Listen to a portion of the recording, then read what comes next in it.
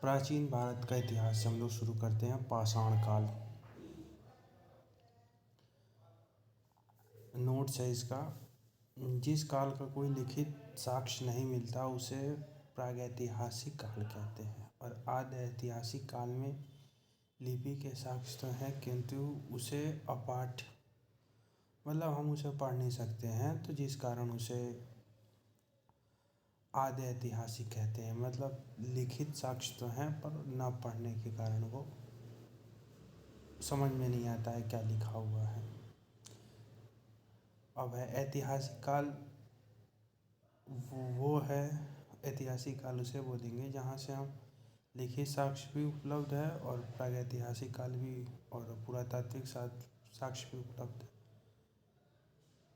तो पुरातात्विक साक्ष्य को हम लिखित साक्ष्य उसको पढ़ सकते हैं और समझ सकते हैं, तो वहाँ से ऐतिहासिक काल है। अब है प्रागैतिहासिक काल के अंतर्गत पाषाणकालीन सभ्यता तथा आद्य ऐतिहासिक के अंतर्गत सिंधु घाटी सभ्यता एवं ताम्र सभ्यता, जिसे आहड़ जोरवो आदि है। जबकि छठी शताब्दी ईसा पूर्व के आसपास से ऐतिहासिक काल आरंभ होता है। सर्वप्रथम 1863 में भारत में पाषाणकालीन सभ्यता का अनुसंधान प्रारंभ हुआ। पाषाण निर्मित उपकरणों की अधिकता के कारण संपूर्ण पाषाण युगीन संस्कृति को 3 प्रमुख चरणों में विभाजित किया गया है। एक है पूरा पाषाण काल, मध्य पाषाण काल और नवपाषाण काल। उपकरणों की भिन्नता के आधार पर पूरा पाषाण काल को 3 कालों में विभाजित किया जाता है। पूर्व पूरा पाषाण काल, जिसमें क्रोड उपकरण जैसे हस्त, कुठार, खंडक एवं विदारणी मिलते हैं। फिर है मध्य पूरा पाषाण काल, जिसमें फलक उपकरण। फिर है उच्च पूरा पाषाण काल, जिसमें दक्षिणी एवं खुरचनी उपकरण मिलते हैं। फिर है सर्वप्रथम पंजाब की सोहन नदी घाटी, पाकिस्तान से चापर चंपिंग पेबुल संस्कृति के उपकरण प्राप्त हुए हैं। सर्वप्रथम मद्रास के समीप मदुरै तथा अतीरपक्कम से हैंडेक्स संस्कृति के उपकरण प्राप्त किए गए हैं। इस संस्कृति के अन्य उपकरण क्लीवर, स्क्रैपर आदि हैं।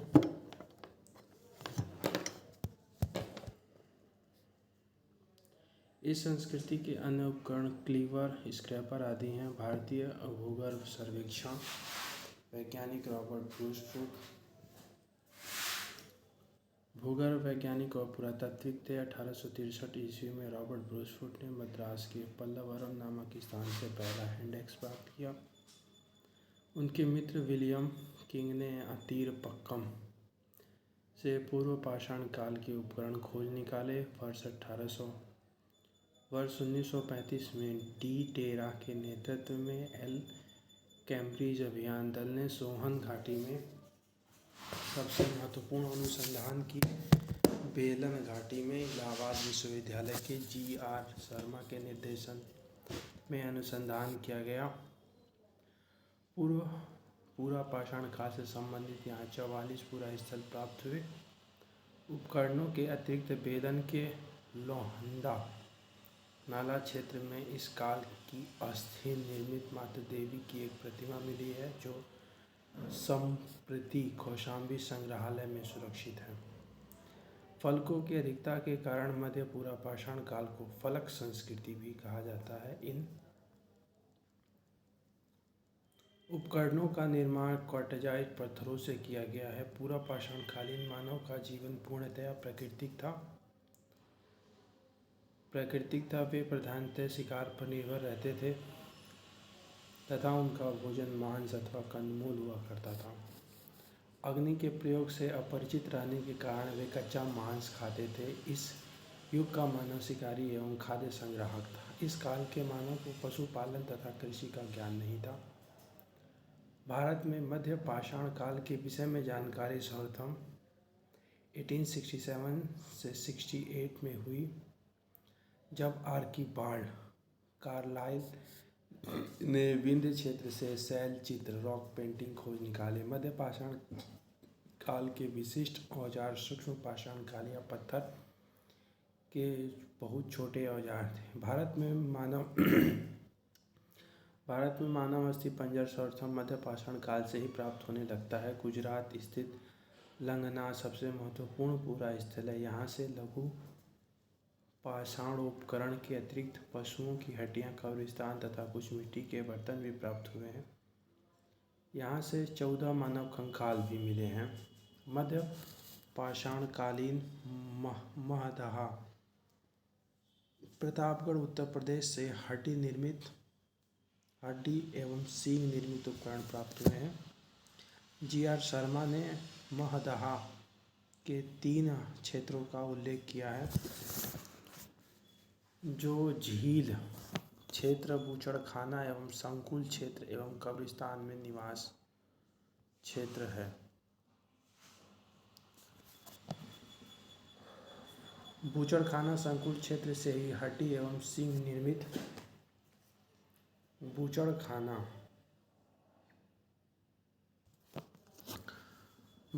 संकुल क्षेत्र एवं कब्रिस्तान निवास क्षेत्र में बटा है। बूचड़खाना संकुल क्षेत्र से ही हड्डी एवं सींग निर्मित उपकरण एवं आभूषण बड़े पैमाने पर प्राप्त पाए गए हैं। डॉक्टर जय नारायण पांडे द्वारा लिखित पुस्तक पुरातत्व विमर्श में महदहा, सराय नाहर एवं दमदमा तीनों ही स्थल से हड्डी के उपकरण एवं आभूषण पाए जाने का उल्लेख है।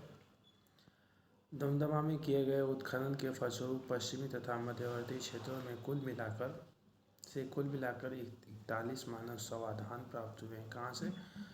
दमदमा में किए गए उत्खनन के फलस्वरूप पश्चिमी तथा मध्यवर्ती क्षेत्रों में कुल मिलाकर 41 मानव शवाधान हुए हैं। इन शवाधानों में से 15 शवाधान युग्म शवाधान हैं और एक शवाधान में 3 मानव कंकाल एक साथ दफनाए हुए मिले हैं। शेष शवाधानों में एक कंकाल मिले हैं। इस प्रकार कुल 48 मानव कंकाल प्राप्त हुए हैं। सराय नाहर राय से ऐसी समाधि मिली है जिसमें 4 मानव कंकाल एक साथ दफनाए गए हैं। यहाँ की कब्रें समाधियाँ आवास क्षेत्र के अंदर स्थित थीं। कब्रें छिछली तथा अंडाकार थी। विंध्य क्षेत्र के लेखिया के शिलाश्रय संख्या 1 से मध्य पाषाणिक लघु पाषाण उपकरणों के अतिरिक्त 17 मानव कंकाल प्राप्त हुए हैं, जिनमें से कुछ सुरक्षित हालत में हैं तथा अधिकांश क्षत विक्षत अवस्था में है। अमेरिका के ओरेगॉन विश्वविद्यालय के जॉन आर लूकास के अनुसार लेखहिया में कुल 27 मानव कंकाल की अस्थियां मिली हैं। पशुपालन का प्रारंभ मध्य पाषाण काल में हुआ है। पशुपालन मध्य पाषाण काल से प्रारंभ हुआ है। पशुपालन के साक्ष्य भारत में आदमगढ़, जो होशंगाबाद मध्य प्रदेश में पड़ता है, तथा बागोर, भीलवाड़ा राजस्थान से प्राप्त हुए हैं। मध्य पाषाण काल के मानव शिकार करके मछली पकड़ के और खाद्य वस्तुओं का संग्रह कर पेट भरते थे। मध्य प्रदेश के रायसेन जिले में स्थित भीमबेटका प्रागैतिहासिक शैल चित्रकला का श्रेष्ठ उदाहरण है। भारत में सर्वाधिक 700 से अधिक शिलाश्रय प्राप्त हुए हैं, जिसमें से 243 को क्रमांक दिया गया है। इसमें से 133 शिलाश्रय और में चित्रकारी प्राप्त हुई है। यूनेस्को ने भीमबेटका शैल चित्रों को विश्व विरासत सूची में सम्मिलित किया है। भीमबेटका को सर्वप्रथम खाद्यान्न का उत्पादन नवपाषाण काल में प्रारंभ हुआ है। इसी काल में गेहूं की कृषि प्रारंभ हुई। नवीनतम खोजों के आधार पर भारतीय उपमहाद्वीप में प्राचीनतम कृषि साक्ष्य वाला स्थल उत्तर प्रदेश का संत कबीर नगर स्थित लहुरा देव है। नवीनतम खोजों के आधार पर भारतीय उपमहाद्वीप में प्राचीनतम कृषि साक्ष्य वाला स्थल उत्तर प्रदेश के संत कबीर नगर जिले में स्थित लहुरा देव है। यहाँ से लगभग 9000 से 7000 ईसा पूर्व मध्य चावल के साक्ष्य प्राप्त हुए हैं। उल्लेखनीय है कि इस नवीनतम खोज के पूर्व भारतीय उपमहाद्वीप का प्राचीनतम कृषि साक्ष्य वाला स्थल मेहरगढ़ पाकिस्तान के बलूचिस्तान में स्थित है। यहाँ से 7000 ईसा पूर्व के गेहूं के साक्ष्य मिले हैं, जबकि प्राचीनतम चावल के साक्ष्य वाला स्थल कोल्डीहा इलाहाबाद जिले में बेलन नदी के तट पर स्थित है। यहाँ से 6500 ईसा पूर्व चावल की भूसी के साक्ष्य मिले हैं। कहाँ से? कोल्डीहा से। चावल की भूसी के साक्ष्य कोल्डीहा से मिले हैं। चीन की यांगस्टी रिवर नदी घाटी से में लगभग 7000 ईसा पूर्व चावल उगाया जाता था। मक्का लगभग 6000 ईसा पूर्व का प्रथम साक्ष्य मैक्सिको में पाया गया। बाजरा 5500 ईसा पूर्व चीन में, सोरघम 5000 ईसा पूर्व पूर्वी अफ्रीका में, राई 5000 ईसा पूर्व दक्षिण अफ्रीका एशिया में तथा जई 2300 ईसा पूर्व यूरोप में सर्वप्रथम उगाया गया। अब हमारा मेहरगढ़।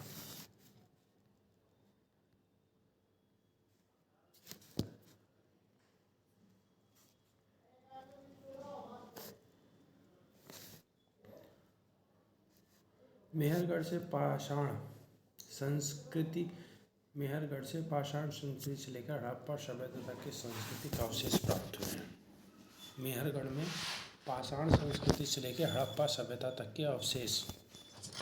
के सांस्कृतिक अवशेष प्राप्त हुए। मानव कंकाल के साथ कुत्ते का कंकाल बुर्ज होम जम्मू कश्मीर से प्राप्त हुआ है। गर्द आवास के साक्ष्य भी यहाँ से मिले हैं। गर्द आवास का मतलब होता है जो जमीन के अंदर घर रहते हैं। इस पुरा स्थल की खोज वर्ष 1935 में डी टेरा एवं पीटरसन ने की थी। गुफ कराल कश्मीर में स्थित नव पाषाण काल एक स्थल है। गुफ कराल का अर्थ होता है कुदाल अर्थात कुम्हार की गुहा। यहाँ के लोग कृषि एवं पशुपालन का कार्य करते थे। चिरान ये बिहार के सारण जिले में स्थित है। यहाँ से नव पाषाण कालिक अवशेष प्राप्त हुए हैं। यहाँ से हड्डी के अनेक उपकरण प्राप्त हुए। यहाँ से प्राप्त उपकरण हिरण के सींगों से निर्मित हैं। नवपाषाण युगीन दक्षिण भारत में मृतक को दफनाने के स्थल के रूप में वृहत पाषाण स्मारकों की पहचान की गई है। यानी दक्षिण भारत में मृतकों को दफनाने के लिए बड़े बड़े पत्थरों के नीचे ढक दिया जाता था। नवपाषाण कालीपुरा स्थल राख के टीले कहाँ से मिले हैं? ये मिले हैं कर्नाटक में मैसूर के पास बेल्लारी जनपद में स्थित संगनकल्लू नामक टीले से नामक स्थान से प्राप्त हुए। पिकलीहल उतनूर आदि स्थलों से भी राख के टीले मिले हैं। कहाँ से? पिकलीहल उतनूर आदि स्थलों से भी राख के टीले मिले हैं। ये राख के टीले नवपाषाण युगीन पशुपालक समुदायों के मौसमी शिविरों के जले अवशेष हैं। आग का उपयोग नवपाषाण काल की महत्वपूर्ण उपलब्धि थी। धातुओं में सबसे पहले तांबे का प्रयोग हुआ है। इस चरण में पत्थर एवं तांबे के उपकरणों का प्रयोग साथ साथ जारी रहा। इसी कारण इसे ताम्र पाषाणिक संस्कृति कैल्कोलिथिक कल्चर कहा जाता है। ताम्र पाषाणिक का अर्थ है पत्थर एवं तांबे के प्रयोग की अवस्था। भारत में ताम्र पाषाण युग की बस्तियां दक्षिण पूर्व राजस्थान, पश्चिमी मध्य प्रदेश, पश्चिमी महाराष्ट्र तथा दक्षिण पूर्वी भारत में पाई गई हैं।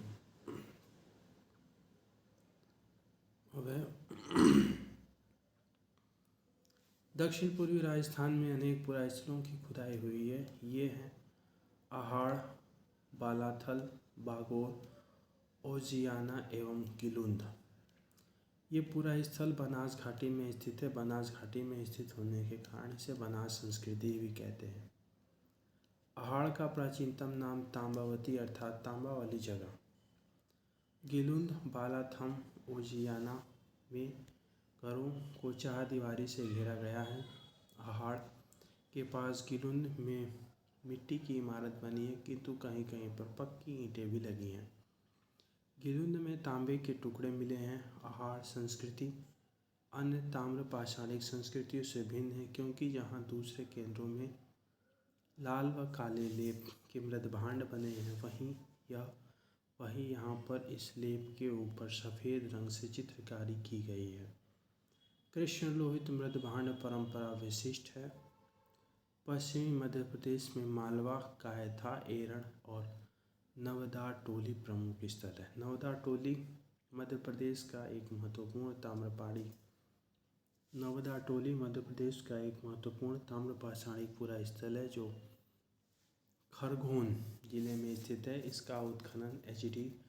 संकालिया ने कराया था। यहाँ से मिट्टी, बांस एवं फूस के बने चौकोर एवं वृत्ताकार घर मिले हैं। यहाँ के मूल मृदभांड लाल काले रंग के हैं जिन पर ज्यामितीय आरेख उत्कीर्ण है। कायथा संस्कृति जो हड़प्पा संस्कृति की कनिष्ठ समकालीन है, इसके मृदभांड में कुछ प्राक हड़प्पाई लक्षण दिखाई देते हैं। साथ ही इस पर हड़प्पाई प्रभाव भी स्पष्ट दिखाई देता है। इस संस्कृति की लगभग 40 बस्तियां मालवा क्षेत्र से प्राप्त हुई हैं जो अत्यंत छोटी छोटी हैं। मालवा संस्कृति अपनी मृदभांडों की उत्कृष्टता के लिए जानी जाती है। मध्य प्रदेश में कायथा और एरण की तथा पश्चिमी महाराष्ट्र में इनामगांव बस्तियां किलाबंद हैं। पश्चिमी महाराष्ट्र के प्रमुख पुरा स्थल हैं कौन कौन से? अहमदनगर जिले में जोरबो, नेवासा और दैमाबाद। पश्चिमी महाराष्ट्र के प्रमुख पुरा स्थल अहमदनगर जिले में जोरबो, नेवासा और दैमाबाद। पुणे जिले में चंदौली, सोनगांव, इनामगांव, प्रकाश और नासिक। ये सभी पुरा स्थल जोरवे संस्कृति 1400 से 700 ईसा पूर्व के हैं। अब तक ज्ञात 200 जोरवे स्थल में गोदावरी का दैमाबाद सबसे बड़ा है। यह लगभग 20 हेक्टेयर में फैला है जिसमें लगभग 4000 लोग रह सकते हैं। नेवासा जोरवे संस्कृति स्थल से पटसन का साक्ष्य प्राप्त हुआ है। टूटीदार पात्र परंपरा जोरवे संस्कृति की विशिष्ट पहचान है। क्या है? टूटीदार पात्र परंपरा जोरवे संस्कृति की विशिष्ट पहचान है। महाराष्ट्र की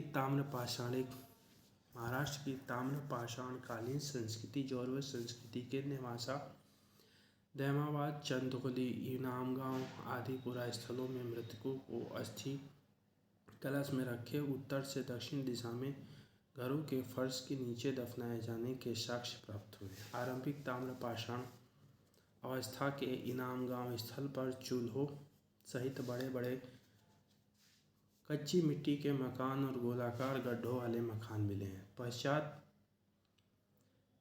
पश्चात की अवस्था 1300 से 1100 ईसा पूर्व 5 कमरों वाला एक मकान मिला है जिस 4 कमरे आयताकार हैं और एक वृत्ताकार। इनामगांव में 130 से अधिक घर एनसीईआरटी बुक के अनुसार और कई कब्रें पाई गई हैं। यह बस्ती किलाबंद है और खाई से घिरी हुई है। यहाँ शिल्पी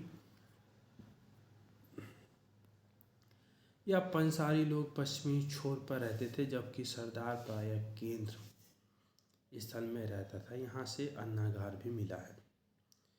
पूर्वी भारत में गंगा तटवर्ती चिरांद के अलावा पश्चिम बंगाल के बर्धवान जिले के पांडुराजर, डीवी और वीरभूमि जिले के महिषदल उल्लेखनीय ताम्रकालिक स्थल हैं। कुछ अन्य पुरा स्थल जहाँ खुदाई हुई है वे है बिहार में सोनूवार, सोनपुर और ताराडी तथा पूर्वी उत्तर प्रदेश में खैराडी और नरहन। बिहार, महाराष्ट्र और मध्य प्रदेश में रहने वाले लोग टूटी वाले जलपात्र, गोड़ीदार दस्तरियाँ और गोड़ीदार कटोरे बनाते थे। क्या बनाते थे भाई? बिहार, महाराष्ट्र और मध्य प्रदेश में रहने वाले लोग टूटी वाले जलपात्र, गोड़ीदार दस्तरियाँ और गोटीदार कटोरे। दक्षिणी पूर्वी राजस्थान, पश्चिमी मध्य प्रदेश, पश्चिमी महाराष्ट्र और अन्यत्र रहने वाले ताम्रपाषाण युग के लोग मवेशी पालन और कृषि करते थे। ये जो राजस्थान, मध्य प्रदेश और महाराष्ट्र वाले थे, पश्चिमी महाराष्ट्र, पश्चिमी मध्य प्रदेश और दक्षिणी पूर्वी राजस्थान वाले पशुपालन, मवेशी और कृषि करते थे। वे गाय, भेड़, बकरी, भैंस रखते थे, हिरण का शिकार करते थे। जाहिर सी बात है ऊँट के अवशेष भी मिले हैं। मुख्य अनाज गेहूँ, चावल के अतिरिक्त बाजरे की खेती भी थी। अब ताम्रपाषाण युग के लोग शिल्प कर्म में निसंदेह बड़े दक्ष थे। ताम्रपाषाण युग के लोग शिल्प कर्म में निसंदेह बड़े दक्ष थे और पत्थर का काम भी अच्छा करते थे। वे कार्नेलियन, स्टेटाइट और क्वार्ट्ज क्रिस्टल जैसे अच्छे पत्थरों के मनके या गुटिकाएँ भी बनाते थे। वे लोग कताई और बुनाई जानते थे क्योंकि मालवा में चरखे और तकनियाँ मिली हैं। महाराष्ट्र में कपास, सन, सेमल की रुई के बने धागे भी मिले हैं। इनाम गांव में कुंभकार, धातु हाथी दांत शिल्पी, चूना बनाने वाले और खिलौने की मिट्टी की मूर्ति, जिसे मिट्टी की मूर्ति को टेराकोटा बोलते हैं, बनाने वाले कारीगर भी दिखाए गए हैं। इनाम गांव में माता देवी की प्रतिमा मिली है जो पश्चिमी एशिया में पाए जाने वाली ऐसी प्रतिमा का प्रतिरूप है। मालवा और राजस्थान में मिली रूढ़ शैली से बनी मिट्टी की वृषभ मूर्तिकाएँ यह सूचित करती हैं कि वृषभ सांड धार्मिक पंथ का प्रतीक था। क्या मालवा और राजस्थान में मिली रूढ़ शैली से बनी मिट्टी व वृषभ की मूर्तिकाएँ यह सूचित करती हैं कि वृषभ सांड धार्मिक पंथ का प्रतीक है। पश्चिमी महाराष्ट्र की चंदौली और नेवासा बस्तियों में कुछ बच्चों के गलों में तांबे के मनकों का हार पहनाकर उन्हें दफनाया गया है, जबकि अन्य बच्चों की कब्र के समान के तौर पे कुछ बर्तन मात्र हैं। अच्छा, ये पश्चिमी महाराष्ट्र की चंदौली और नेवासा बस्तियों में कुछ बच्चों के गले में तांबे के मनकों का हार, बल्कि अन्य में सामान। महाराष्ट्र में मृतकों को उत्तर दक्षिण दिशा में रखा जाता था। महाराष्ट्र में मृतकों को उत्तर दक्षिण दिशा में रखा जाता था, किंतु दक्षिण भारत में पूर्व पश्चिम दिशा में। दक्षिण भारत में पूर्व पश्चिम दिशा में और महाराष्ट्र में उत्तर दक्षिण में, जबकि पश्चिम भारत में लगभग संपूर्ण शवाधान प्रचलित था। मतलब पश्चिमी भारत में जला देते थे, एक्सीडेंटल बरियर प्रचलित था, जबकि पूर्वी भारत में आंशिक शवाधान प्रचलित था। सबसे बड़ी निधि मध्य प्रदेश के गुंगेरिया से प्राप्त हुई है। इसमें 424 तांबे के औजार एवं हथियार तथा 102 चांदी के पतले पत्थर हैं।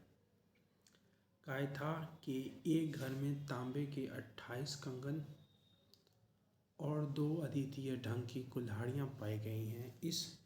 इसी स्थान पर स्टेटाइट और कार्नेलियन जैसे कीमती पत्थरों की गोलियों के हार पात्रों में जमा पाए गए हैं। गणेश्वर स्थल राजस्थान में खेतरी ताम्र पट्टी के सीकर झुंझुनू क्षेत्र के तांबे की समृद्ध खानों के निकट पड़ता है। दक्षिण भारत में ब्रह्मगिरी, पिकलीहल, संगनकल्लू, मस्की, हल्लूर आदि से ताम्र पाषाण युगीन बस्तियों के साक्ष्य मिले हैं। दक्षिण भारत में कृषक की अपेक्षा चरवाहा संस्कृति का अधिक प्रमाण मिला है। मतलब दक्षिण भारत में कृषि की अपेक्षा चरवाहा संस्कृति के अधिक प्रमाण मिले हैं। ये हमारा लास्ट पैरा बचा है। भारत में सर्वप्रथम 1861 में अलेक्जेंडर कनिंघम को पुरातत्व सर्वेक्षक के रूप में नियुक्त किया गया था। 1861 में 1871 में पुरातत्व सर्वेक्षण को सरकार के एक विभाग के रूप में गठित किया गया।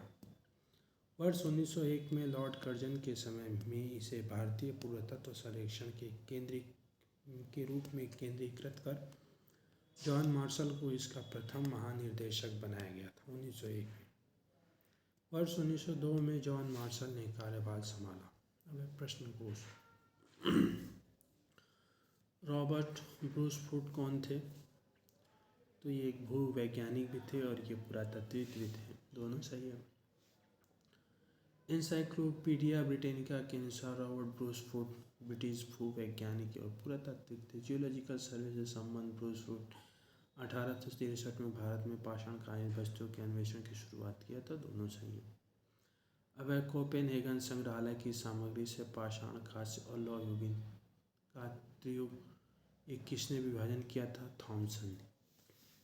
कोपेनहेगन संग्रहालय की सामग्री से पाषाण, कांस्य और लौह युगीन त्रिकोण विहरण किसने किया था? थॉमसन ने। डेनमार्क के कोपेनहेगन संग्रहालय में 1818 और 1820 में एक आयोग की रिपोर्ट के अनुसार सामग्री के आधार पर पाषाण, कांस्य और लौह युग की त्रियुगीन विभाजन क्रिश्चियन जर्गोनसन थॉमसन ने किया था। यद्यपि थॉमसन ने 1836 ईस्वी में इस वर्गीकरण के अनुसार संग्रहालय की वस्तुओं का विवरण प्रकाशित किया था। तीसरा क्या है? उत्खनित प्रमाणों के अनुसार पशुपालन का प्रारंभ पशुपालन मध्य पाषाण काल में हुआ है। सबसे पहले पशुपालन मध्य पाषाण काल से स्टार्ट हुआ है, तो ऑप्शन डी सही है। मध्य पाषाण काल के अंतिम चरण में पशुपालन के साक्ष्य प्राप्त होने लगते हैं। ऐसे पशुपालन के साक्ष्य भारत में आदमगढ़, होशंगाबाद जो कि मध्य प्रदेश में पड़ता है, भग और भीलवाड़ा राजस्थान से मिले हैं। मध्य पाषाणिक प्रसंग में पशुपालन के प्रमाण जहाँ मिले हैं वह स्थान है आदमगढ़ जो कि मध्य प्रदेश में पड़ता है, आदमगढ़। और दूसरा कौन सा था? ये बागोर भीलवाड़ा वाला। किस स्थल से हड्डी के उपकरण प्राप्त हुए हैं? हड्डी के उपकरण ये दो जगह से, महादाह और सराय नाहर से। महादाह मध्य पाषाणकालीन महादाह उत्तर प्रदेश के प्रतापगढ़ जिले में स्थित है। बड़ी मात्रा में हड्डी एवं सींग निर्मित उपकरण मिले हैं। जी.आर. शर्मा महादाह में 3 क्षेत्र का उल्लेख करते हैं जो झील क्षेत्र, बूचड़खाना संकुल, कब्रिस्तान निवास क्षेत्र में पड़ा था। बूचड़खाना संकुल क्षेत्र से हड्डी एवं सींग निर्मित उपकरण, आभूषण वाले सराय नाहर से भी अल्प मात्रा में हड्डी के उपकरण मिले हैं। तो मेन देखा जाए तो सी सही है, महादाह वाला। पता नहीं कैसे क्वेश्चन पूछते हैं। तो अब हड्डी से निर्मित आभूषण भारत में मध्य पाषाण काल से संदर्भ हुए हैं। सराय नाहर, मधाह दोनों जगह से हुए हैं। एक ही कब्र से 3 मानव कंकाल या दमदमा से मिले हैं। दमदमा मध्य गंगा घाटी के प्रतापगढ़ जिले में स्थित सराय नाहर, राय, महादाह तथा दमदमा का उत्खनन हुआ है। दमदमा में लगातार 5 वर्षों तक किए गए उत्खनन के फलस्वरूप पश्चिमी तथा मध्यवर्ती क्षेत्रों से कुल मिलाकर 41 मानव समाधान ज्ञात हुए हैं। इन समाधानों में से 5 समाधान युग्म समाधान हैं और एक समाधान 3 में 3 मानव कंकाल एक साथ दफनाए हुए हैं और शेष समाधानों में एक कंकाल मिला है। महादाह वाले में 3 मानव कंकाल है। अब नेक्स्ट क्वेश्चन है हमारा ये वाला, खाद्यान्नों की कृषि सर्वप्रथम प्रारंभ हुई तो नवपाषाण काल में। खाद्यान्नों का उत्पादन सर्वप्रथम नवपाषाण काल में हुआ है। खाद्यान्नों का उत्पादन सर्वप्रथम नवपाषाण काल में हुआ है। यही वह समय है जब मनुष्य कृषि कर्म से परिचित हुआ है। भारत में मानव का सर्वप्रथम साक्ष्य कहाँ मिलता है? तो नर्मदा घाटी में मिलता है। भारत में मानव का सर्वप्रथम साक्ष्य मध्य प्रदेश के पश्चिमी नर्मदा क्षेत्र में अवस्थित हथनौरा होशंगाबाद नामक पूरा स्थल प्राप्त हुआ है। इसकी खोज पुरातात्विक अरुण सोनकिया द्वारा 5 दिसंबर 1982 में किया गया था। प्रथम मानव जीवाश्म भारत की किस नदी घाटी से प्राप्त हुआ है? तो नर्मदा नदी घाटी से प्राप्त हुआ है। मानव द्वारा सर्वप्रथम प्रयुक्त अनाज था जौ। बहुत इंपॉर्टेंट क्वेश्चन है ये। मानव द्वारा सर्वप्रथम प्रयुक्त अनाज था जौ। आधुनिक मानव समाज द्वारा मुख्य रूप से 8 खाद्य अनाजों का उपभोग किया गया है। कौन कौन से हैं? जौ, गेहूँ, चावल, मक्का, बाजरा, सोरगम, राई, जाई। अनाजों के पौधे विभिन्न क्षेत्रों में जंगली घास के रूप में विद्यमान थे, जिन्हें बीजों के रूप में अलग अलग क्षेत्र में अलग अलग समय पर मानव ने उगाया। वैश्विक दृष्टि से देखा जाए तो सर्वप्रथम जौ 8000 ईसा पूर्व के आसपास भूमध्य सागर एवं ईरान स्थित पश्चिमी एशिया के देश में मानव द्वारा उगाया गया। बाद में लगभग इन्हीं क्षेत्रों में 8000 ईसा पूर्व के आसपास ही गेहूँ भी उगाया जाने लगा। भारतीय उपमहाद्वीप में कृषि के प्राचीनतम साक्ष्य कहाँ से प्राप्त हुए हैं? तो लहुरा देव से। भारतीय उपमहाद्वीप में कृषि के प्राचीनतम साक्ष्य लहुरा देव से। नवीनतम खोजों के आधार पर भारतीय उपमहाद्वीप में प्राचीनतम कृषि साक्ष्य वाला स्थल उत्तर प्रदेश संत कबीर नगर जिले में स्थित लहुरा देव है।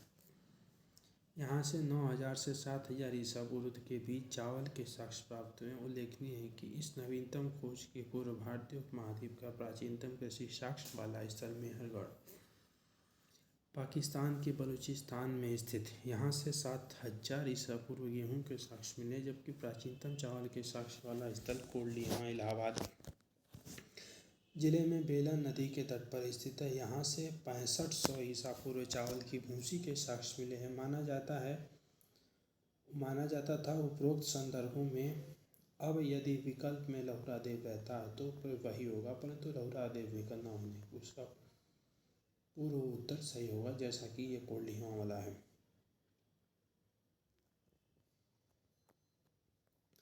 भारतीय महाद्वीप में प्राचीनतम साक्ष्य कहाँ से मिले हैं? चावल कृषि के प्राचीन मेहरगढ़ से मिले हैं।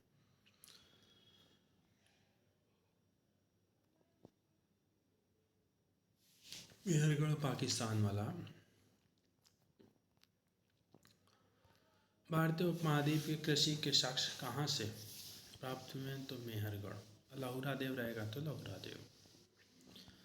नवपाषाण युग में भारतीय उपमहाद्वीप के उत्तर पश्चिम क्षेत्र में निम्नलिखित में से किस स्थान पर कृषि के अभ्युदय के प्रारंभिक प्रमाण मिले हैं? मेहरगढ़ में। अगला क्वेश्चन है हमारा, भारत में पशुपालन एवं कृषि के प्राचीनतम साक्ष्य मेहरगढ़ से मिले हैं। उस स्थल का नाम बताइए। प्राचीनतम जीवन के प्रमाण मिले हैं। अरे भाई, अच्छा, अस्थायी जीवन यानी कृषि वाला तो मेहरगढ़। दिए गए विकल्पों में स्थायी जीवन के प्रमाण सर्वप्रथम बलूचिस्तान के कच्छी मैदान स्थित मेहरगढ़ से मिले, जिसकी प्रमाणिक तिथि 7वीं शताब्दी यानी 7000 ईसा पूर्व, जबकि किली गुल मोहम्मद एवं कालीबंगा की प्राचीनतम तिथि 4000 से 3500 है। किन स्थानों से मध्य पाषाण काल के पशुपालन के प्रमाण मिले हैं? बागोर से मिला है। मध्य पाषाण काल, अच्छा, मध्य पाषाण काल से पशुपालन के साक्ष्य प्राप्त होने लगते हैं। पशुपालन के प्रारंभिक साक्ष्य मध्य प्रदेश के होशंगाबाद निगम, आदमगढ़, पुरावा, राजस्थान की भीलवाड़ा स्थित बागोर से मिले हैं। निम्नलिखित में से किसको चारकोलिथिक युग कहा जाता है? चारकोलिथिक युग है चारकोलिथिक युग। ताम्रपाषाण युग को हम लोग चारकोलिथिक युग भी कहते हैं। ताम्रपाषाण युग को चारकोलिथिक युग या कैल्कोलिथिक युग भी कहा जाता है। नेक्स्ट क्वेश्चन है हमारा, आहड़ सभ्यता के बारे में निम्नलिखित पर विचार कीजिए। आहड़ सभ्यता के बारे में निम्नलिखित में विचार कीजिए। आहड़ वासी तांबा गलाना जानते थे। ये लोग चावल से परिचित नहीं थे। बताइए, सोचिएगा। धातु का काम आहड़ वासियों की अर्थव्यवस्था का एक साधन था। यहाँ से काले लाल रंग के मृदभांड मिले हैं, जिन पर सामान्यतया सफ़ेद रंग के ज्यामिति उभेरी गई हैं। दूसरा छोड़ के सब सही है। आहड़ वासी क्या क्या जानते थे? ये तांबा गलाना जानते थे, चावल से परिचित थे आहड़ वासी। धातु का काम आहड़ वासियों की अर्थव्यवस्था का एक साधन था। यहाँ से काले लाल रंग के मृदभांड मिले हैं, जिन पर सामान्यतया सफ़ेद रंग की ज्यामितीय आकृतियाँ उकेरी गई हैं। अब है आहड़ दक्षिण पूर्वी राजस्थान में स्थित एक प्रमुख ताम्रपाषाणिक संस्कृति का स्थल है। आहड़ संस्कृति के लोग मूलतः कृषक एवं पशुपालक थे। वे गेहूँ, जौ तथा चावल से परिचित थे। आहड़ का एक अन्य नाम ताम्बावती या तांबा वाला स्थान भी मिलता है, जिससे सूचित होता है कि यहाँ तांबा बहुतायत में उपलब्ध है। यहाँ के निवासी तांबे को गलाकर मनचाही वस्तुएं तैयार करते थे। धातु का काम आहड़वासियों की अर्थव्यवस्था का एक प्रमुख साधन था। यहाँ से काले लाल रंग की मृदभांड की प्राप्ति हुई है, जिन पर सामान्यतः सफ़ेद रंग से ज्यामितीय आकृतियाँ उकेरी गई हैं। इस पर विकल्प ए सही है। किस एक पुरा स्थल से पाषाण संस्कृति से लेकर हड़प्पा संस्कृति तक के अवशेष प्राप्त हुए हैं? पाषाण से लेकर हड़प्पा सब मेहरगढ़ से मिला है। बलूचिस्तान पाकिस्तान में स्थित पूरा पाषाण स्थल मेहरगढ़ से पाषाण संस्कृति से लेकर हड़प्पा संस्कृति के अवशेष प्राप्त हुए। नवदा टोली का उत्खनन किसने किया है? नवदा टोली का उत्खनन HD सांकलिया ने। HD सांकलिया ने। नवदा टोली मध्य प्रदेश का उत्खनन दक्कन कॉलेज पूना के प्रोफेसर HD सांकलिया ने कराया था। यह स्थल इस महाद्वीप का सबसे विस्तृत उत्खनित ताम्रपाषाणिक स्थल है। ताम्रपाषाणिक ग्रहण स्थल है, जिसकी तिथि ईसा पूर्व 1600 से 1300 निर्धारित की गई है।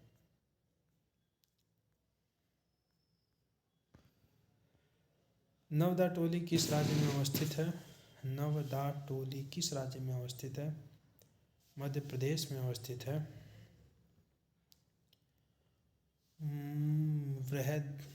बृहत पाषाण स्मारकों की पहचान की गई है।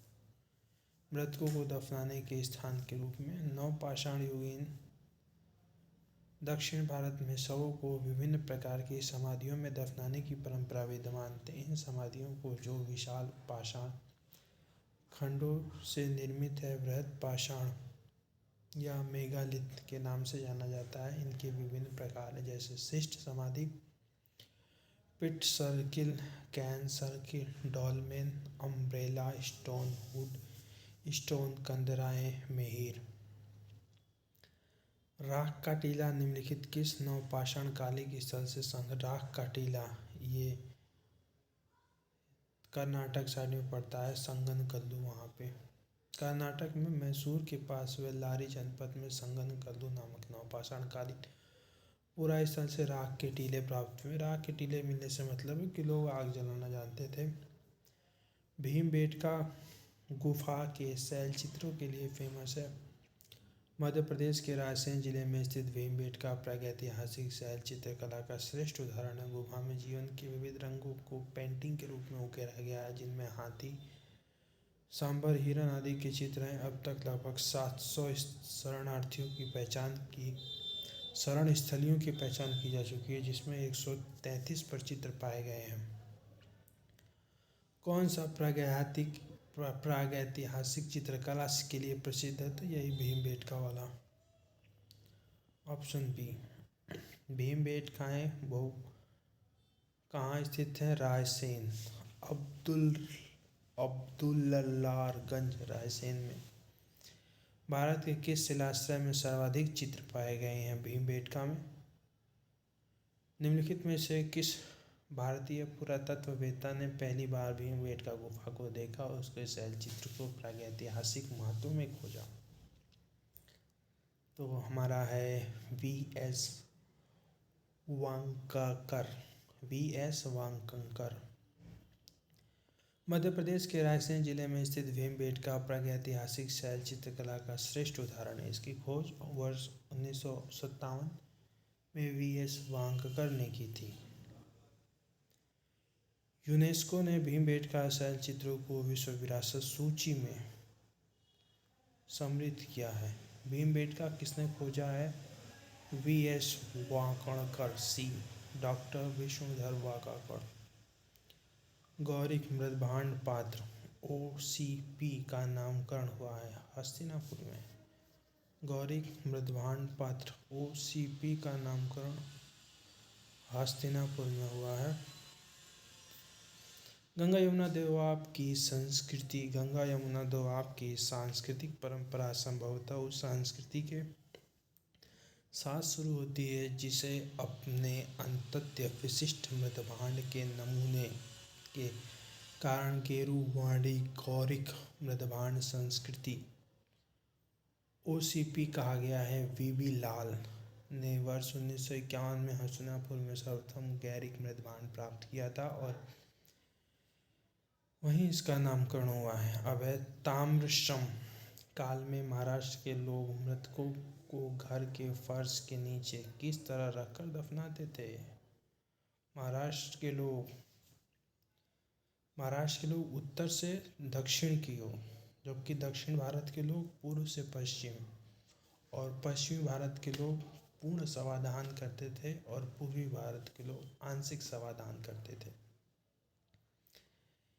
महाराष्ट्र की ताम्र पाषाणकालिक संस्कृति जौरवो संस्कृति किन्नेवासा, दैमाबाद, कोठे, चंदौली, नामगांव आदि पुरा स्थलों में घरों में से मृतकों के अस्थि कलश रखकर उत्तर से दक्षिण स्थित में फर्श दफनाए जाने के साक्ष्य मिले हैं। कब्र में मिट्टी की हड्डियां और तांबे की कुछ वस्तुएं भी रखी गई हैं।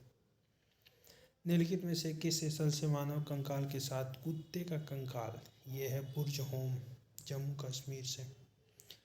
जम्मू एवं कश्मीर के श्रीनगर के निकट उत्तर पश्चिम में स्थित बुर्ज होम से नवपाषाणकालीन अवस्था में मानव कंकाल के साथ कुत्ते का कंकाल भी सावधान से प्राप्त हुआ है। गर्दावास, गड्ढों वाले घर भी यहाँ की प्रमुख विशेषताएं हैं।